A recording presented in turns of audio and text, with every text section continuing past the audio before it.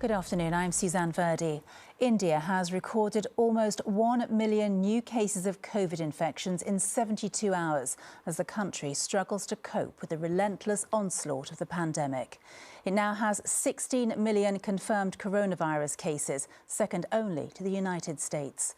The situation is worsening by the day, with hospitals taking to social media to plead with the government to get them more oxygen.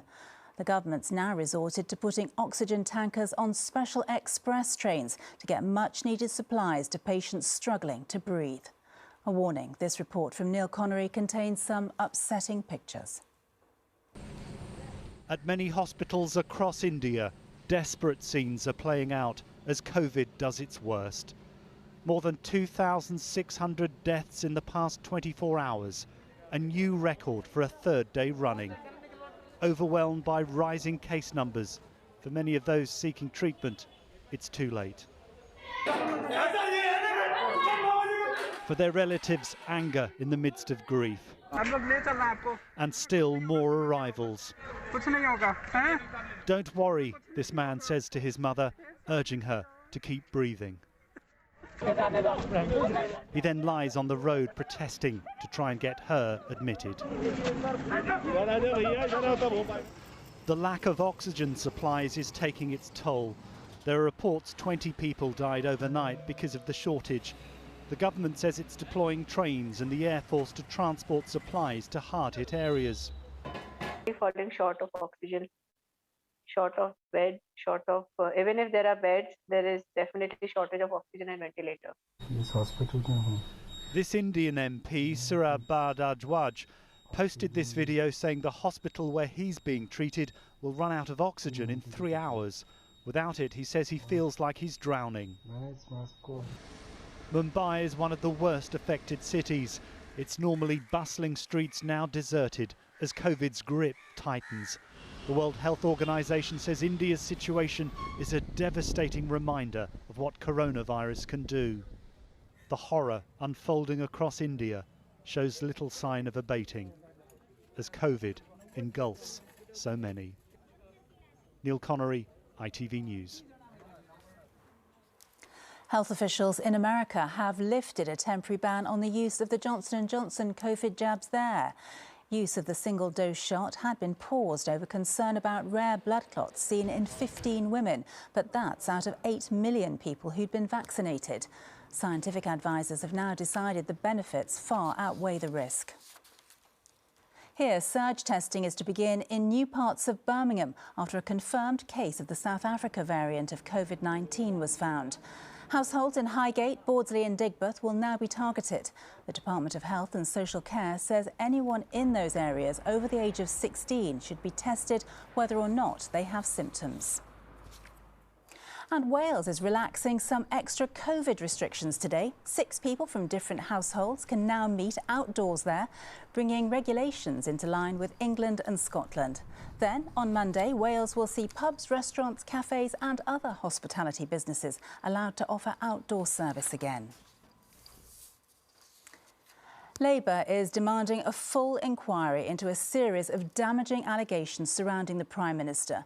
It follows a blistering attack on Boris Johnson by his former top adviser, Dominic Cummings, in which Mr Cummings questioned Mr Johnson's competence and integrity. The Labour leader, Sir Keir Starmer, today said a series of recent leaks, claims and counterclaims swirling around Number 10 stinks.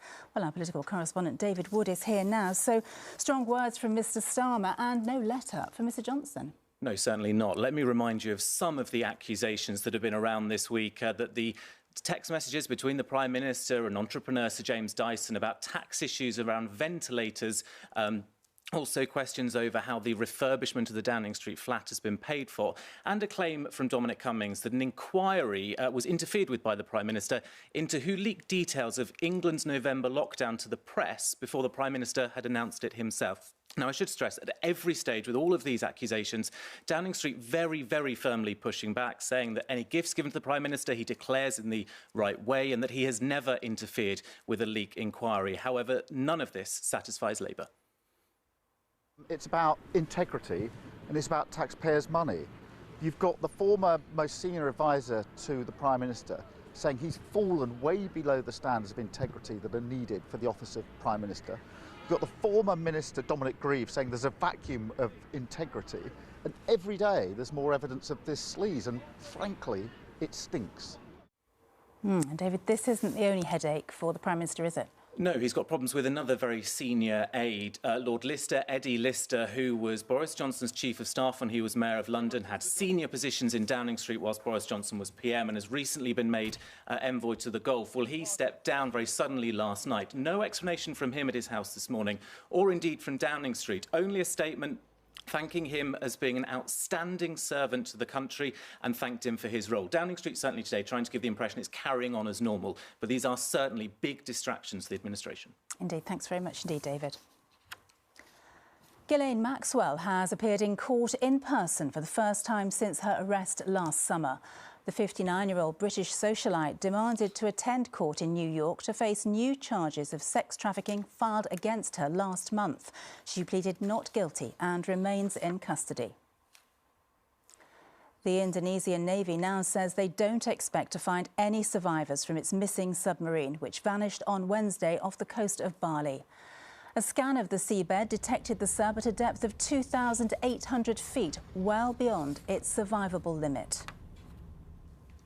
In the Women's Six Nations rugby, England are preparing to take on France in the final. The match is a straight shootout for the title after the tournament's format was changed due to the pandemic.